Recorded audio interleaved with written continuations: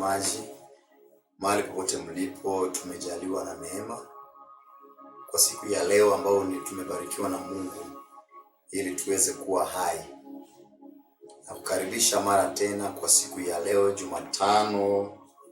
Kama ilivyo kawaida, tunajaliwa neema na Mungu ili tuweze kukutana katika madhabahu haya tupate mafundisho kwa siku ya Jumatano.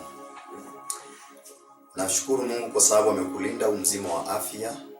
Wiki nzima amekuwa upande wako, amekuongoza kwa kila jambo, amekufanikisha. Tumefika wakati wa leo, tuna kila sababu ya kujivunia kwake, tukisema asante kwa ajili ya neema na upendo alionao katika maisha yetu. Nataka nishukuru Mungu kwa sababu ya nafasi ambayo ameweza kutupa kwa pamoja siku ya leo ili tuweze kushiriki katika meza yake.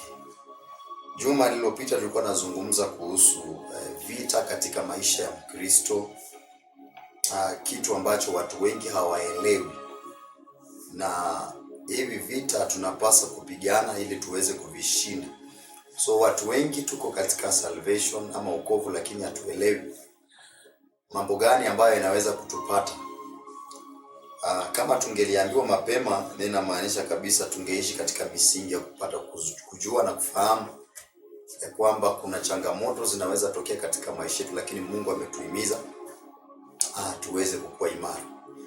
Nataka unichukue nafasi hii niweze kumuomba Mungu kwa nafasi ambayo ameweza kutupa ili tuweze kushiriki neno pamoja, mazungumzo haya katika neno la Mungu, tuweze kupata ufahamu kwa undani kabisa. Nataka tuombe. Baba, katika jina la Yesu Kristo, Mungu mtakatifu mwenye enzi, Mungu anatutetea, aliyekufa msalabani kwa ajili ya dhambi zetu na maovu yetu, akabeba mizigo za dhambi zetu ili tuweze kuwa huru. Tunakushukuru Bwana kwa ajili ya usiku wa leo. Asante ni kwa ajili ya baraka za uzima na afya umetupa ili tuweze kuona majira haya. Tunashukuru Bwana upendo wako ulio katika maisha yetu. Baba, nambariki mtazamaji wangu mahali popote alipo, namtakia neema na mema ya kuweza kufahamu na kujua neno lako. Katika maeneo haya tunaomba Roho Mtakatifu akaweze kushuka kati yetu ili akaweze kutufunza na akaweze kutupa neema tuweze kuelewa neno lako. Asante Bwana kwa sababu unaweza. Kuanzia majira haya tunapoanza ibada yetu siku ya leo hadi tutakapokamilisha, Baba, tunalishukuru jina lako, alishangilia na kusherehekea kwa sababu ya upendo na neema yako katika maisha yetu. Pokea sifa Mungu wetu, amani kwa sababu ya matendo yako makuu. Katika jina la Yesu Kristo tunaomba na kuamini. Amen. Karibu mara tena katika mazungumzo yetu ya siku ya Jumatano. Vile tumejaliwa neema na Mungu tuweze kupata ufahamu wa neno lake. Na ni safari ambayo kabisa tunafasa kuelewa kama Wakristo, wale walioitwa wakasema kwamba tumeitika kwa sababu ya mwito ulioweka juu ya maisha yetu. Watu wengi sana unapata wanaokoka, alafu inafika viwango wakati mambo yanainuka na kuwa magumu, wanaamua kurudi nyuma kwa sababu ya changamoto, shida zinaingia, kwa sababu ya makali ya vita ambavyo wanapitia katika maisha yao. Kuna mambo mengi sana ambayo tumeyaguzia katika neno la Mungu. Na tunaona ya kwamba pia kitabu tulichosoma katika Timotheo wa kwanza, Timotheo wa pili samani mlango wa pili, kuanzia mstari wa kwanza, ambayo ilikuwa inatuhimiza kwamba tuwe hodari katika neema iliyo katika Yesu Kristo. Tukasema kwamba neno hodari linapoapia inamaanisha kabla hujapata hiyo jina la kuwa hodari, inamaanisha kuna viwango fulani umehitimu na uwezo fulani uko nao. Na kuitwa hodari inamaanisha maybe wewe ni kama mwanariadha, kama mkimbiaji hodari, ama mcheza kandanda hodari, mfunga mabao hodari, mambo kama hayo. Hilo jina likitokea, likija, inamaanisha kuna ushindi fulani ambao umepokea mara kwa mara, ndio maana unaweza kuitwa hodari. Sasa tukaona kwamba neno la Mungu lituhimiza ya kwamba tuwe hodari katika neema iliyo katika Kristo Yesu. Tusiweze kuona kama ni ya kimzaa, bali tuweze kuichukulia kwa umaanani na kimakinifu kabisa, tukuweza kuelewa wapi tunakotoka na ni wapi tunakokwenda. Maana watu wengi hatukufunzwa kukua uhodari tuliposema kwamba tunaokoka, tunataka kutembea na Yesu. Na kwa kawaida wakati mtu anapookoka na anataka kutembea na Yesu, ndio ujulikane kabisa umehitimu. Tunaambiwa kabisa na neno la Mungu, dhahabu ni dhamana. Na dhahabu, ukitaka kujua the pure gold ama iliyo sahihi, lazima ipite kwenye moto, isafishwe, isuguliwe, ndiposa itaweza kutokea dhahabu ambayo ni nzuri. Sasa sisi wakati tuliokoka tukimjua Mungu ama Yesu kama mwokozi wa maisha yetu, tunapompokea, wengi tulijua kabisa tunapoingia kwa Yesu mambo yanakuwa shwari, njia zinakuwa sawa, hatutapata mateso kabisa. Nataka nikwambia tulikosea, sababu hata tunapoangalia kuzaliwa kwake Yesu Kristo, anapokuja ulimwenguni, siku ya kwanza kuzaliwa tu namna hivi, mauti anaanza kumwandama. Mfalme anatuma mamajuzi waende kuangalia ni wapi alizaliwa, pia wakuja wamwambie ili pia aende kumsujudia. Lakini ndani ya moyo wake tunafahamishwa na katika neno la Mungu ya kwamba makusudi yake ilikuwa ni kumuua huyo mwana, kwa sababu alikuwa amesikia kwamba ni mfalme ambaye amezaliwa. So alikuwa anahofia ufalme wake utaweza kuchukuliwa. Lakini malaika anamtokea Maria, mama ya mtoto na baba ya mtoto, anawaambia kwamba watoke waende katika nchi ya Misri, sababu mtoto alikuwa anatafutwa. Kwa nini mtoto mdogo alikuwa anatafutwa ilhali ni mtoto amezaliwa tu?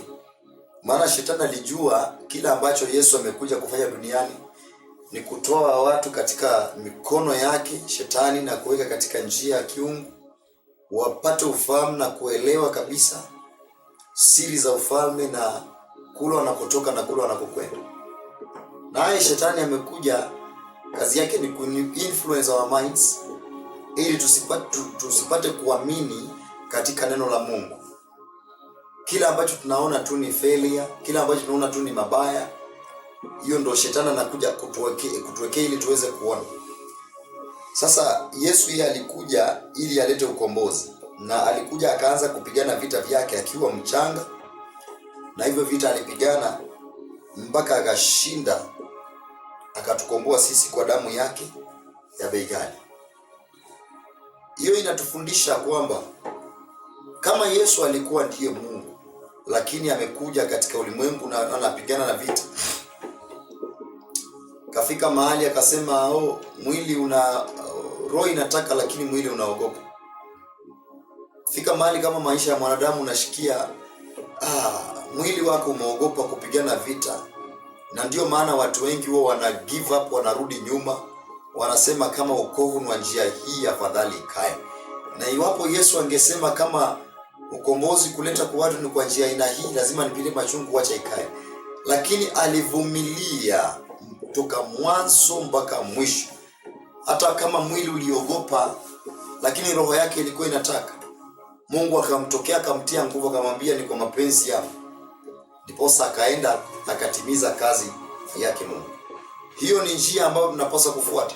Wakati anabatizwa na Yohana Mbatizaji, yeye anasema kwamba mbingu ilifunguka na sauti ikasikika. Wakati ambapo amebatizwa, njiwa akashuka kwake.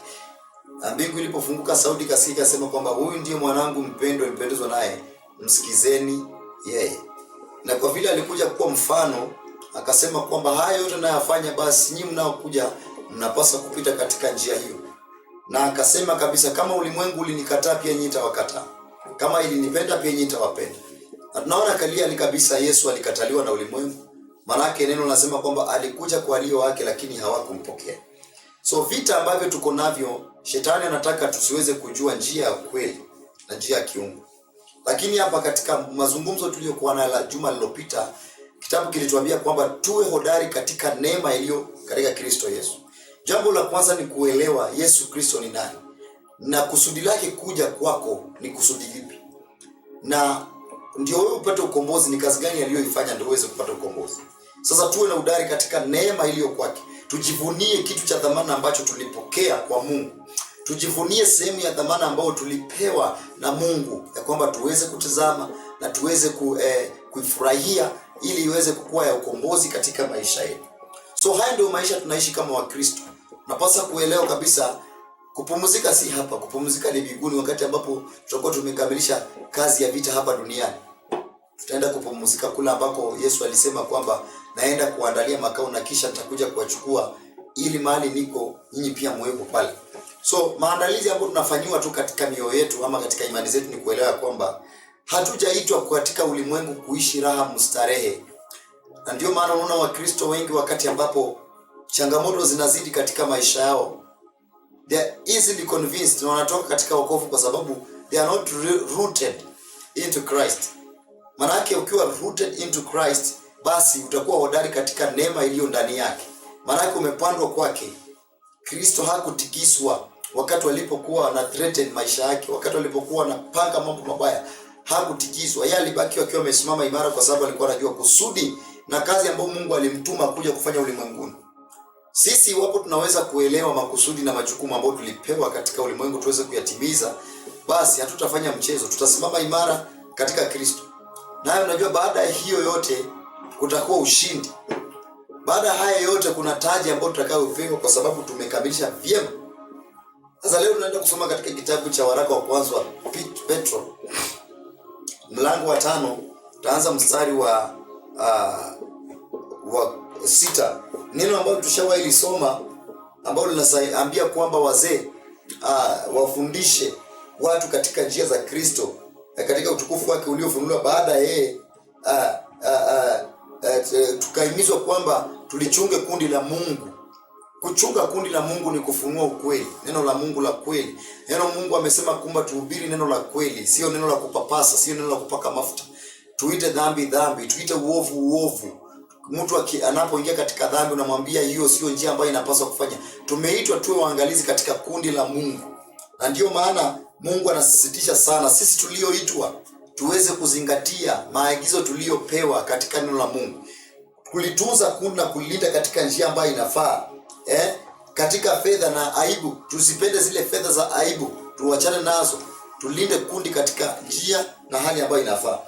Na neno linatuelezea kabisa kwamba tuwe kama kielelezo katika wale watu ambao tunawaongoza. Sisi kama wachungaji na kuhani tuwe kama vielelezo ili tuweze kufurahisha kazi ya Mungu ambaye alituita tuweze kuitimiza. Na nitasoma katika mstari wa 6 wa waraka wa kwanza wa Petro, mlango wa 5. Mstari wa 6 inasema kwamba basi nyenyekeeni chini ya mkono wa Mungu ulio hodari. Bado tunapata neno hodari katika mazungumzo haya. Juma lililopita tuliambiwa kabisa tuwe hodari katika neema iliyo katika Kristo Yesu. Hapa tunakutana neno hodari pia ambayo anasema kwamba basi nyenyekeeni. Sasa unaangalia hapa kuna utofauti. Nasema nyenyekeeni alafu kuna uhodari. Tunyenyekee chini ya mkono wa Mungu ulio hodari ili awakweze kwa wakati wake. Kunyenyekea, neno linazingatia kuhusu unyenyekevu katika neno la Mungu. Alafu linazungumza kwa uhodari. Kwa hivyo kumaanisha sio kupigana kwa vita vya kimwili ama vita vya mkono ama kwa mdomo ama kwa maneno ama kujifanya shujaa. Hiyo ndio kukua uhodari. Kwanza kunyenyekea katika ufalme wa mbinguni, kunyenyekea hiyo ni uhodari tosha. Na maandiko yanasema tunaponyenyekea tutakuwa hodari na kisha tutakwezwa. Maana yake ni ahadi ambazo Mungu amezipeana kwetu. Anasema katika mstari wa 7, huku mkitwika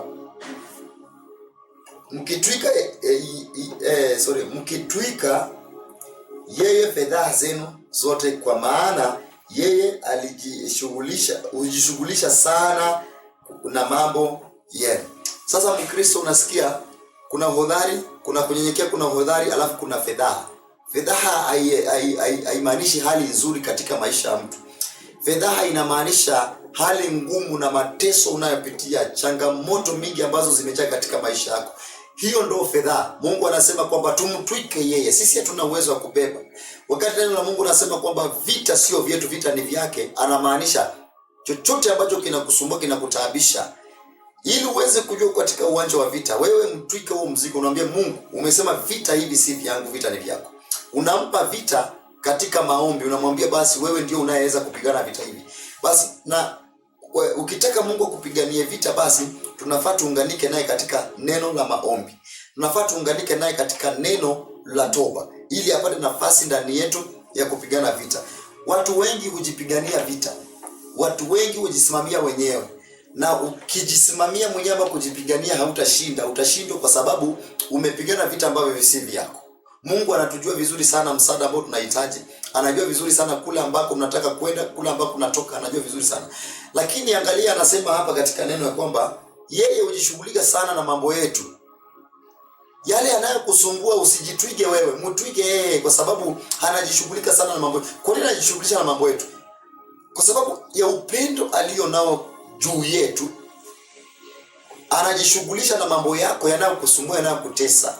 Hali ngumu unayopitia anajishughulisha nayo. Matatizo unayopitia anajishughulisha nayo. Lakini watu wengi hujiuliza, kwa nini kama anajishughulisha nayo, mbona hatutimizii haja za mioyo zetu? Basi unapata kwamba kuna shida katika maeneo ya maunganiko. Kama hatuwezi kuunganika naye vyema, basi hakuna vile atapata nafasi katikati yetu. Anasema lazima tuweze kuamini ya kwamba yeye yuko karibu naye nasi. Alikufa katika wafu, afufuka katika wafu, na anaishi tena, na kuna uwezo wa kuingia na kupigana vita vya maisha yetu. Anataka tuweze kupata ufahamu wa ndani kwanza ya kwamba Mungu yuko kwa ajili yetu. Neno linatuambia kwamba tunyenyekee, kwa sababu yeye hujishughulisha sana na mambo yetu. Tumutwike fedhaa zetu, yale yanayokusumbua, yale yanayokutesa. Nataka nikuambia kwamba vita vyako ni hizo matatizo ambazo unapitia, yale magonjwa ambayo unapitia, hayo mateso ambayo unapitia, hiyo ni vita vyako. Na kuna wakati mambo mengi yanaweza kuinuka mpaka moyo wa mtu unasikia kwamba you are not ready to continue, ama hauko tayari kuendelea, kwa sababu yale mambo yanakuwa ni kama mzigo katika maisha yako, yanakuwa ni machungu, yanakuwa ni mazito katika maisha yako, hauwezi kuendelea, unasikia kwamba umechoka. Lakini kumbuka, katika maandiko tunaambiwa kwamba atakayevumilia mpaka wakati wa mwisho ndiye atakayeokoka. Kwa neno la uvumilivu linakuja pale wakati ambapo tumeambiwa sisi ni wateule wa Mungu. Kunakuwa na uvumilivu pale, kumaanisha hata kama tumeteuliwa na Mungu, bado hatujakamilika, ama bado hujafikia kiwango cha kwenda kupokea zawadi ama thawabu ambayo tunapasa kupokea, kwa sababu bado hatujakamilisha safari. Hapa tulipo tunafanyiwa maandalizi. Maisha yanapokuwa magumu, hali inapokuwa ngumu, changamoto zinapoinuka, simama katika maisha yako, unapohisi ya kwamba umechoka, hauwezi kuendelea, nataka nikuhimize ya kwamba Mungu anatuhimiza ya kwamba tusimame hodari katika uwezo wa nguvu zake, ili aweze kutupigania. Kusoma katika kitabu cha Efeso mlango wa 6 kuanzia 10 inatuhimiza kwamba tena still bado inazungumza kuwa hodari katika Bwana na katika uwezo wa nguvu zake. Tuvae silaha zote za imani ili tuweze kupigana vita wakati muovu anapoinuka. Tuvae silaha zote za imani. Kwa hivyo tunahimizwa tuwe hodari katika Bwana na katika uwezo wa nguvu zake. Silaha ambazo tunavalishwa si za kupigana na mwanadamu wenzako, bali ni kupigana na kinyume na ile roho ambayo inakuandama. Jambo la kwanza, kabla hujaanza kupigana vita, inapasa uweze kuelewa adui wako ni nani. Neno linatuambia katika kitabu cha Yohana 10 mlango wa 10 mstari wa 10 ya kwamba kazi ya shetani ni kuja kuiba, kuharibu na kuua.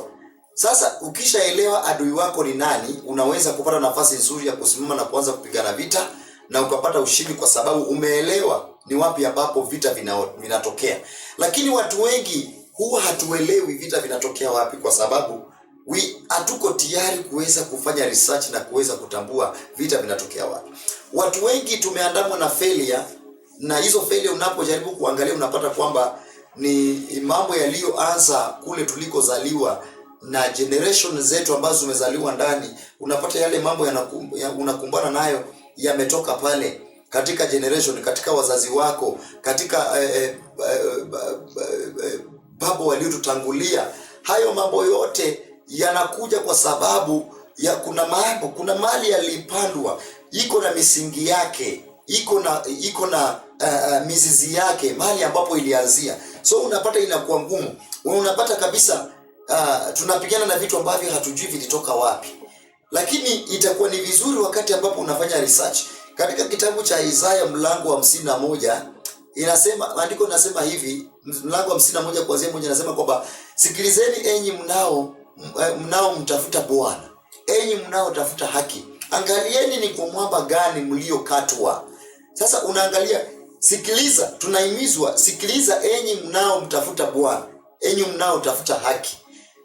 Tunatafuta Bwana katika upofu kwa sababu hatujaelewa anapatikana aje ama ni jambo gani linalotusumbua. Sasa Mungu anatupatia ufahamu katika neno lake ya kwamba kwanza sisi tunaomtafuta Bwana, kwa sababu watu wengi wanataka Mungu awasaidie. Tunaomba Mungu, tunaambia Mungu, utatukumbuka lini? Mbona umetuacha? Mungu anataka tuingie katika neno lake tuweze kupata jinsi tunaweza kumkaribia kupitia neno lake, kwa sababu tunapopata ile knowledge ndani yetu tunaweza kujua kile ambacho kinatusumbua na kile ambacho kinakutabisha kuna mahali ambapo kilitoka. So tunapopigana vita pasipo kujua vita vimetoka wapi, inamaanisha tunapigana vita kama vipofu. Na wakati mtu unapigana kama kipofu, unarusha tu ngumi kokote, haujui opponent ako wapi, haujui adui yako wapi, utapoteza nguvu zako bure, na at the end yule adui wako atakupata kwa njia rahisi na atakufanyia vile ambavyo anataka, kwa sababu utakuwa umepoteza nguvu. So tunaambiwa tuangalie, sisi ambao tunamtafuta Bwana, tunasoma Biblia, tunaenda kanisani kila wakati, tunalia Mungu, naambia Mungu, utatukumbuka lini? Angalia Bwana. Basi nataka niwafundishe jambo moja. Angalia katika mwamba uliokatwa, angalia katika majina uliopewa, angalia katika background ya familia ambayo ulitoka. Manake kuna uwezekano shida zako ama mateso ama matatizo yako yanatokana na ile familia ambayo ulizaliwa, ile misingi ambayo ilipandwa katika familia yako. Kuna uwezekano failure yako pakubwa inatoka katika ile misingi, sababu wakati umediscover na kuangalia, unapata kabisa kama labda kuna jina ulilopewa, yule mtu aliyekuwa ameitwa hilo jina alikuwa anapitia same situation or even worse than that situation. So unapata ile miandamo kwa sababu wewe uko katika zile misingi na ni vita uko navyo. Shetani anapigana, maana andiko nasema kwamba kazi yake ni kuja kuiba, kuharibu na kuua. So anapigana, anafanya juu chini ili usipate breakthrough na kupata mwangaza vile ambavyo unapasa kukua unaelewa mambo ya Mungu. Lakini anataka uweze kupoteza mwelekeo kwa kufocus kwa vile vitu ambavyo vinakusumbua. Lakini uzuri ni kwamba tumeambiwa katika neno la Mungu ndio tunaweza kupata misingi ya mwangaza ambao itaweza kututembeza katika uaminifu wa neno la Mungu. Sasa sisi tunaomtafuta Bwana tuko na bahati kubwa, kwa sababu iwapo tumeingia katika neno la Mungu na kupata ufahamu katika neno la Mungu, basi inamaanisha mahali umepata ufahamu katika hilo neno la Mungu, basi hapo ndio tutapata msaada katika hilo neno. So kama anasema tuangalie ni kwa mambo gani ambao tulikatwa sisi tunaomtafuta Bwana, basi tuweze kujua shida zetu zinaanzia wapi. Basi hapo sasa ndio tunaweza kurudi katika hiyo njia, tukamwambia Bwana, tumepata mahali ambapo shida zetu zilianzia. Basi jambo gani tunalopaswa kufanya ili tuweze kutoka katika yale mateso na zile shida? Ule mwamba unapoangalia, generation yako unapoangalia, familia yako unapoangalia, yale mateso watoto wako wanapitia, angalia kuna mahali alianzia. Basi kuna uwezekano wakati ambapo unakuja mbele za Mungu katika uaminifu na kumuomba na kutafuta uso wake, atakupatia jawabu la maisha. Atakupatia jawabu ambalo uko nalo na swali ambalo uko katika maisha yako, kwa sababu anasema fedha zetu tumtwike yeye. Wakati umegundua haya ndio mambo yanakutesa, basi yachukue. Maana anasema kwamba njooni kwangu nyote mnaosumbuka na kulemewa na mizigo mzito, nami nitawapumzisha. Kuna watu wamepepeshwa mizigo ya maisha. Katika ndoa hauna amani, kuna malumbano kila kuchao, familia haina amani, watu wanauana kwa sababu ya mambo fulani. Lakini Mungu anasema wewe ambao umemjua, hiyo ni mizigo ambayo inataabisha maisha yenu, basi ipeleke kwa Bwana naye atawapumzisha. So hapa kama tumeambiwa tupeleke fedha zetu tumtwike yeye, basi mbona tukwamilie? Mbona tukae nazo? Kuna watu wamekwama nazo, wameketi nazo kwa sababu hawajui wataanzia wapi. Neno la Mungu linatufundisha vizuri sana, tumpe. Njooni kwangu mnyote mnaosumbuka na kulemewa na mizigo mizito. Sasa utapeana namna gani? Watu hawajui vile watakavyopeana. Kiingia katika njia ya msalaba, yakiri pale msalabani, mwambie Bwana, hili na lile linanisumbua. Maana yake kuna vita vya dunia, kuna vita vya mwili na kuna vita vya kishetani. So katika vita vya mwili, wewe unajua ni area gani ambayo shetani huwa anakutarget sana na anapigana na wewe. Hiyo ndio mzigo ambao Mungu anasema peleka kwake. Kuna watu wengi sana wako katika wokovu, lakini kutembea katika njia ya utakatifu inakuwa ni ngumu, kwa sababu areas ya vita vyao hawajatambua, ili waanze kupigana vita vizuri waweze kushinda vile vita mwishowe. Lakini hao wamejitoza katika uwanja wa vita pasipo kuelewa ni vita vya aina gani ambavyo wanapigana. So Mkristo amekubali akasema kwamba wacha tu nikubali kuishi na hii hali, kwa sababu ni Mungu ameniachilia niishi katika hii hali, nimekubaliana naye. Hayo ni mawazo ya kishetani. Huyo ni Mkristo ambaye yuko weak katika roho. Lakini yule ambaye ako na ujasiri na nguvu za Roho Mtakatifu ndani yake, ule ni mtu ambaye ataanza kutafuta neno la Mungu. Nitaweza kupata namna gani uhuru wa maisha yangu? Nitaweza kupata namna gani ukombozi katika maisha yangu? Unaweza kuwa umeokoka, lakini familia yako iko under torment. Inaandamwa na maroho, inaandamwa na uchawi, inaandamwa na kila madhabahu na nguvu za giza. Ni kwa sababu gani? Kuna mwanya ama kuna connection katika hiyo familia ambayo imeunganishwa na wale waliotangulia. Walikuwa watu ambao si straightforward. So ile connections ambazo waliweka ni kupitia yale madhabahu ambayo waliweza kuiandaa katika maisha yako. So inafuata kizazi baada ya kizazi. Lakini Mungu ametuambia tuangalie ni kwa mambo gani tuliyokatwa. Tukitambua kabisa katika generation tuliyotoka ama tuliozaliwa ndani ilikuwa ni misingi ya kishirikina, na wewe umekuja ukaokoka ukasema Yesu ni Bwana. Kumbuka, kabla haujagundua yale mambo na ukaanze kuyatubia na ukatoke ndani yake, bado hizo misingi zitakuandama. Ndio umeokoka ndio, lakini maisha yako hayataenda mbali, kwa sababu there's a monitoring spirit, there's a monitoring demon in that generation ambayo ilikuwa assigned long time ago. Wakati misingi ya familia yenu ilikuwa inawekezwa, hilo pepo lilitumwa. It's a monitoring spirit ambayo inafikisha watu viwango miaka fulani, alafu watu wanatoweka. It's a monitoring spirit. Watu hawezi kupita miaka fulani, hatumwezi kupita 40, hamwezi kwenda mpaka 60. It's a monitoring spirit ambayo ilipandwa pale kwa sababu ya madhabahu yaliyowekezwa, yaliyofunguliwa na milango zikafunguka za hiyo roho kuingia katika ile familia. So unapata that family iko under that torment. Lakini Mungu anataka mtu ambaye anakuja kugundua katika neno lake ya kwamba angalia, tumtwige fedhaa zetu. Wakati umegundua fedhaa yako ni gani, mateso yako yanatokea wapi, uangalie, fanya research katika familia yako. Hii tabu ulio nayo inatokea wapi? Nani alikuwa mwanzilishi wa hiyo familia? Alikuwa mtu wa aina gani? Je, alikuwa mtu wa misingi ya Mungu? Je, alikuwa mpenda Mungu, ama alikuwa mtu wa waganga, ama alikuwa mchawi? Ukigundua mambo kama hayo, itakuwa rahisi kwako kuingia katika uwanja wa vita ukijua unapigana vita ambavyo vinatoka wapi. So katika maisha ya kila Mkristo kuna sehemu ya vita ambavyo anapaswa kupigana ili aweze kupokea ushindi. Maandiko kama inasema kwamba yeye hujishughulisha sana na mambo yetu, kumaanisha ni kwa sababu ya upendo ambayo ako nao juu yetu, ndio maana anajishughulisha sana na maisha yako. Nataka nikwambie mpendo, katika taabu ambazo uko nazo, katika hayo mateso, katika hiyo frustration ambayo uko nayo, maandiko nasema kwamba Mungu anajishughulisha nayo.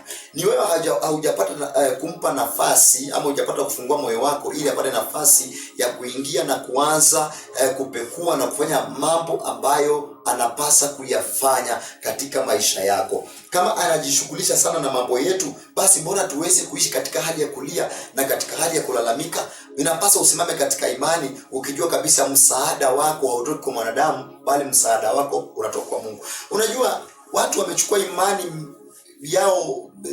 mingi sana wakaweka ndani ya wachungaji, wakaweka ndani ya manabii.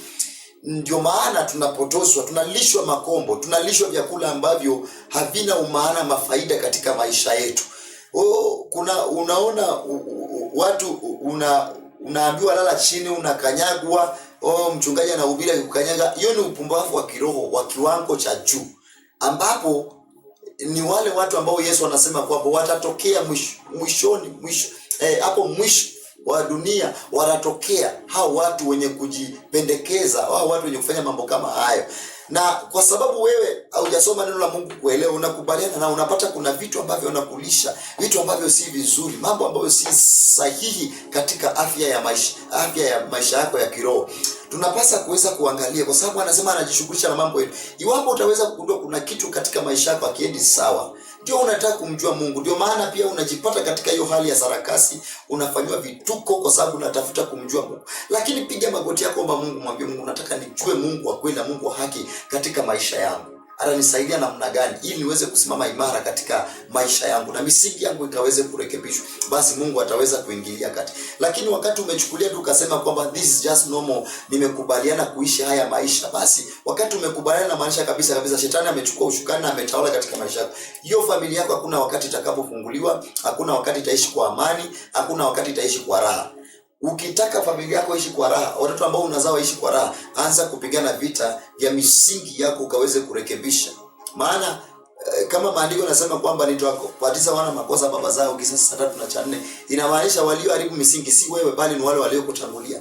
Basi kwa nini uendelee kuishi katika hiyo tabu, katika hayo mateso, na ili hali kuna sehemu ambayo unaweza, vitu ambavyo unaweza kufanya ili maisha yako yaweze kukombolewa? Ni vita ambavyo vinapiganwa ili uweze kutolewa katika hiyo sehemu ya vifungo, yani it's a spiritual prison. Uweze kutoka mahali pale, uweze kukua huru na kuabudu Mungu katika roho na kweli. Iwapo kuna sometimes tunaposoma neno tunapaswa kuwa tunajiuliza maswali. Kama neno la Mungu nasema kwamba ikiwa mwana atakuweka huru, utakuwa huru kweli kweli. Kwa nini neno huru likuja hapa wakati tuna amani? Ikiwa mwana atakuweka huru, utakuwa huru kweli kweli. Kumaanisha kuna minyororo, kuna gereza ambalo uko ndani, lakini wakati mwana amekuja, ama ambaye ni Yesu Kristo akikuja, akikutoa katika hiyo minyororo, katika hiyo mambo na akuweke huru, basi maandiko yanasema kwamba utakuwa huru kweli kweli. Hakuna vifungo tena. Iwapo Yesu Kristo anaweza kuingilia kati ya maisha yako, anaweza kuingilia kati ya familia yako, basi inamaanisha sisi tutakuwa on the safe side, tutakuwa huru kweli kweli, maana tumewekwa huru na Mungu na tutakuwa huru kweli kweli. Mstari wa 8 nasema kwamba muwe na kiasi na kukesha, kwa kuwa mshtaki wenu Ibilisi kama simba agurumaye huzunguka akitafuta mtu ammeze. Unasikia? Nasema muwe na kiasi na kukesha. Kukesha inamaanisha tuwe alert katika roho, tuwe waombezi, yani tuweze kujua wakati ambapo muovu ameinuka kwa ajili ya kufanya mapenzi yake ama kutimiza kazi yake. Tunaweza kuwa na ile uwezo wa kuweza kutambua kabla hilo jambo halijafanyika. Hiyo ndo kukesha katika imani. Yani kila wakati tuwe karibu na Mungu, kila wakati mawazo yetu yatawaliwe na Mungu, kila wakati njia zetu sihifadhiwe na Mungu. Hiyo ndo Mungu anamaanisha kukesha. Tuwe na kiasi na kukesha. Alafu anasema kwamba kwa sababu mshtaki wetu Ibilisi anazunguka kama simba agurumaye akitafuta mtu wa kumeza. Kazi ya simba akikutana na kitu anararua. Kwa hivyo shetani akikutana na wewe kama umekaa vizuri, haujakaa sawa, kwa sababu tuko katika vita, kama umeregea basi anakurarua. Na ndio maana wengi wanararuliwa, inafika viwango wanaanza kusema wokovu hatupati faida, hatukupati chochote. Hiyo inamaanisha walikutana na shetani akawararua. Wanaanza kuquit salvation. Kila mtu anaenda njia zake, anaona afanye mambo yake. Lakini nataka nikuhimize kwamba mpendwa, usiku wa leo ni Mungu ananena na sisi, nazungumza na mioyo yetu ya kwamba tuweze kupata ufahamu na tuelewe ya kwamba hii vita tunapaswa kuendelea kupigana mpaka wakati ambapo Yesu atakuja kutuchukua. Sio vita vya kupigana leo na kesho na relax. Ni vita vinafaa kuendelea katika maisha yako, kwa sababu shetani pia naye hachoki. Yeye pia naye upigana vita ili akaweze kukuangusha, akaweze kukutoa katika mahusiano yako na Mungu. Ni wewe utafanya uamuzi. Je, utamwachilia ama utakubaliana na yeye umwambie kwamba nimeshindwa, ama utasimama imara na kudefend kile ambacho Mungu ameweka ndani yako? Kumbuka ninasema kwamba yeye ni kama simba anayeguruma kutafuta mtu wa kuweza kummeza. Sasa utaketi pale uweze kumezwa na shetani hadi kwa sababu ya changamoto ambazo unapitia. Umefungiwa nyumba, una quit salvation. Watoto wamefukuzwa shule, kazi umefutwa, unaanza kutafuta kujinyonga vile utajitoa uhai, badala ya kujua Biblia inasema kwamba akifunga hii mlango, Mungu anafungua mlango mwingine. Si uweze kuelewa maeneo ya vita na uweze kujua, piga magoti yako, omba Mungu, kwa sababu tuko katika vita. Na wakati huo labda mambo kama yamefanyika katika maisha yako, na wakati shetani amekupiga ngumi, na unapopigwa ngumi na shetani ukianguka, usibaki pale, amka, jitie nguvu tena, anza kupigana vita vyako. Tusiwe watu tu wa kuombewa kila wakati, tusiwe watu tu wa kusaidiwa kila wakati. Nataka tuwe watu wa imani ambao wanajua kupigana vita vya maisha yao. Ukiona wale watu ambao wamefanikiwa, watumishi ambao wamefanikiwa, inamaanisha kuna vita walivyopigana, ndio maana wakafika mahali ambapo wamefika kwa msaada wa Roho Mtakatifu. So pia sisi nazi tunahimizwa ya kwamba tuweze kutambua katika maeneo ambayo tumeitiwa tuweze kupigana vita. Hivyo vita tunapaswa kupigana, sio kuchoka, bali tunapaswa kupigana mpaka tuweze kuvishinda. Wakati Mungu anapigania wana wa Israeli, wakati Musa anaweka mikono chini, wanapigwa vita, wanauawa, lakini akiinua mikono juu wanapigana vita, wanashinda. Sasa wakagundua njia rahisi ni kuweza kuinua mikono. Wakatafuta kijana huku na huku, Musa akapatiwa jiwe akaketia, basi mikono ilipoinuliwa vita vilipigana na wakashinda. Kwa nini? Mungu aliweza kuhusishwa hapa. So mambo yako kama hautahusishwa Mungu, na hapa anasema kabisa tumtwike fedhaa zetu, kwa sababu anajishughulisha sana na mambo yetu, kumaanisha yuko karibu, anangoja muite. Anasema niite nami nitaitika, nitaonyesha mambo makubwa msiyajua. Kabla haujamuita Mungu hawezi kuja, kwa sababu haujampa nafasi. Tukitaka Mungu akuje katika maisha yetu atupiganie, basi napaswa tumuite. Unamuita kwa njia gani? Unamuita katika njia ya maombi. Na katika maombi gani? Si ya kupapasa, maombi ya imani, kukumaanisha. Ambia Mungu, nimekuja kwako, naomba unisaidie, naomba unikumbuke, naomba unifanye mwana na ufanye chombo ambacho kinapendeza. Basi wapenzi wa Kristo, nataka kukuhimiza kwamba tunaambiwa yale maneno ambayo umeyabeba wewe mwenyewe, usiyabebe mwenyewe, yapeane kwa Kristo. Njooni kwangu nyote mnaosumbuka na kulemewa na mizigo mizito, nami nitawapumzisha. Unataka kupumzishwa na mchungaji, atachoka. Unataka kupumzishwa na nabii, atachoka. Unataka kupumzishwa na ndugu wa kanisa, atachoka. Lakini Yesu ukimpa hiyo mzigo, hakuna wakati atachoka. Yeye upigana vita vyako usiku na mchana, kuhakikisha kwamba umelindwa, umehifadhiwa, uko hai, uko mzima, uko salama katika maisha yako.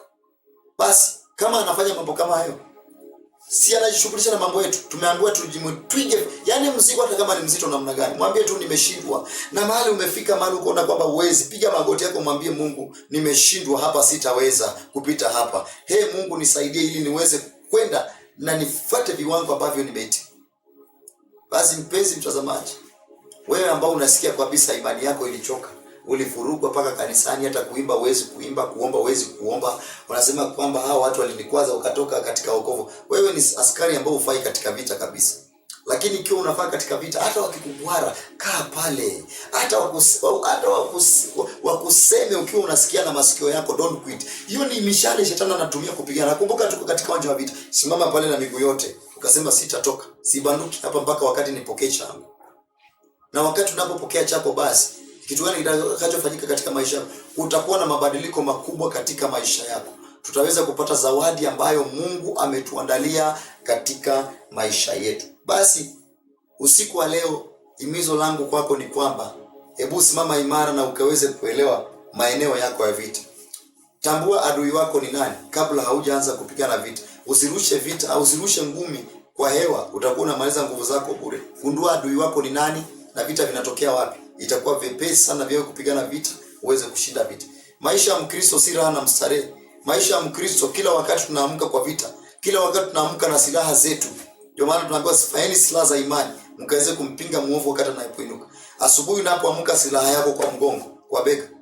Kesho unapotembea, silaha yako kwa bega. Kuwa tayari na silaha yako kuhakikisha kwamba hivyo vita unapigana na hayo maisha yanaendelea. Usijinyonge kwa sababu maisha yamekuwa magumu, hata hali imekuwa ngumu. Pigana vita kwa sababu hujui kesho yako itakuwa namna gani. Mungu anaweza kukuwa amekuandalia mambo makubwa, mambo mazuri mbele yako, na wewe unataka ku give up. Kwa nini una give up? Simama imara katika Bwana, uwe hodari katika Bwana, uwe shujaa katika Bwana. Simama imara, kuwa hodari, pigana vita, shindana vita. Maandiko yanasema kwamba nimepiga vita vilivyo vizuri, mwendo nimeumaliza salama. Afadhali umalize salama upatiwe thawabu na Mungu kwa sababu ya ile vita ambayo umepigana na umeshinda hivyo vita. Kwa hivyo usiku wa leo, chukua neno la Mungu litembee na wewe. Wacha kusikiliza yale watu wanasema kinyume chako. Wacha kufuata yale watu wanasema kinyume chako. Usirushe mikono kwa sababu watu wamekuongea. Usitoke katika wokovu kwa sababu watu wamekuongea. Hata hakuna faida nzuri ambayo unaona mbele za Bwana. Let me tell you, the Bible says that weeping may endure for a night, but joy comes in the morning. Hauwezi kujua ni kitu gani ambacho Mungu amekuandalia. Vuta ile yako ya kiroho, simama imara katika Bwana. Usiangalie kile ambacho wanafanya kinyume cha maisha yako, lakini mtazame Bwana, tazama msalaba. ukombozi wake Mungu unakuja katika maisha yako. Nataka nikushukuru mpendo kwa muda wako, kwa nafasi hii ambayo umepeana ili tuweze kujifunza neno la Mungu katika madhabahu haya usiku wa leo, na Mungu wa amani akujalie mema. Nami nakuhimiza tu ya kwamba usichoke, simama imara, tupigane vita hivi, kwa sababu katika maisha ya Mkristo si raha na mstarehe. Starehe tutapata mbinguni wakati ambapo tutakuwa tumeshinda hivyo vita. Simama imara, usichoke mpendo kupigana vita vyako, vita vya maisha yako, vita vya familia. Wanadamu hawatakusaidia, lakini Mungu peke yake ndiye atakayeweza kukusaidia. Kwa hivyo naamini ya kwamba ni mtembeo ambao utaanza kutembea katika utukufu wa Mungu, ili Mungu aweze kukusaidia uweze kupata kufahamu wa undani wa neno la Mungu, ya kwamba ni wapi unatoka na ni wapi unaelekea. Na wewe kama Mkristo ni mambo gani ambayo unapaswa kufanya. Mungu akusaidie na akujalie neema kupata ufahamu wa neno lake katika jina la Yesu Kristo. Kuna mtu pale amechoka, alipigwa vita akainua mikono akasema kanisani sitaenda sababu kanisani kuna waongo. Hata Yuda alichaguliwa katikati ya wanafunzi 12, lakini ndiye alikuwa chombo cha kusaliti Yesu. Kwa nini wewe utake tu katika maisha yako usikuwe na maadui? Maisha yako kama hakutakuwa maadui, hautaomba, hautakomaa katika neno la Mungu, hautakomaa katika wokovu. Kubali hizo changamoto zikuje ili upigishwe hatua viwango vingine katika maisha yako. Tambua mwito wako. Simama imara na miguu yako yote miwili katika sehemu uliyoitiwa. Wacha kuchoka na kupeana nafasi kwa shetani. Ukarusha mikono kusema kwamba nimechoka kwa sababu nimeonewa. Haya kuonewa, hata Yesu alionewa. Hiyo kudharauliwa, hata Yesu alidharauliwa. Yesu alivuliwa nguo, akatemewa mate, na hali alikuwa Mungu. Wewe ni nani? Angalia vile alivyostahimili. Mwisho wako wapi? Mkono wa kuume wa Mungu mwenye nguvu. Kila mahali jina lake linatajwa. Na jina lake likitajwa mapepo yanatoroka. Sasa wewe unataka kudegezwa na kupendwa na watu kila mahali. Hiyo sio njia. Wakati unapoona vita vimenuka katika maisha yako, wewe ni mtu wa maana. Kuna kitu ambacho shetani ameona kwako ndiye anakitarget. Sasa usipeane nafasi kiweze kuchukuliwa, bali simama imara ukidefend, kwa sababu umepewa nguvu na uwezo. Maandiko yanasema kwamba tumpinge shetani na atakimbia. Tumia nguvu ambazo umekonazo katika ulimi, kwa sababu maandiko yanasema kwamba there is power on tongue. So use that power on your tongue and cast the devil and he shall flee away. In Jesus name. I want to pray with you. Nataka kuomba na wewe ambao umesema kwamba nilikuwa nimechoka na imani. Nataka Mungu wa amani akusaidie. Mungu wa amani asimame pamoja nawe, akutetee na kuhifadhi kwa kila jambo katika maisha yako. In Jesus name. Baba, kwa jina la Yesu Kristo nakushukuru Bwana kwa ajili ya usiku wa leo. Mtazamaji wangu mahali popote aliko Bwana, kuna yule ambaye ameshushika katika imani, amehisi ya kwamba hata hakuna haja ya kuendelea na huduma, hakuna haja ya kuendelea na kanisa. Baba, kwa sababu ya changamoto alizopitia, lakini usiku wa leo namuombea neema yako na amani yako. Tangulia katika maisha yake, mtie nguvu tena, msimamishe tena katika nguvu na mamlaka yako na uwezo wa Roho Mtakatifu. Asante kwa sababu umekusudia. Bwana majeshi, msaidie kusimama tena. Alikuwa amesimama lakini kwa sababu ya changamoto akaanguka, lakini namuombea amani yako usiku wa leo. Msimamishe katika nguvu na njia zako, kwa sababu ni Mungu wa baraka. Pokea sifa, heshima na utukufu kwa sababu ya neema yako. Wapiganie vita, wazingira wapendwa hawa. Beba mizigo ya maisha yao ili Bwana akaweze kukuona wewe. Jina lako libarikiwe, lipewe sifa. Kuna hata yule mgonjwa Bwana amechoka, yale magonjwa ameambiwa, ametembea kwa hospitali, madaktari wamemwambia tiba hii haitawezekana. My Father, my God, ninamuombea usiku wa leo. Wacha neema yako na nguvu zako, uwepo wako na amani yako itangulie katika maisha yao, na wakaweze kupiganiwa vita. Wapokee ushindi, watoke pale wakitukuza jina lako, kwa sababu ni Mungu wa ushindi. Pokea sifa kwa amani umetupa. Katika jina la Yesu Kristo tunaomba na kuamini.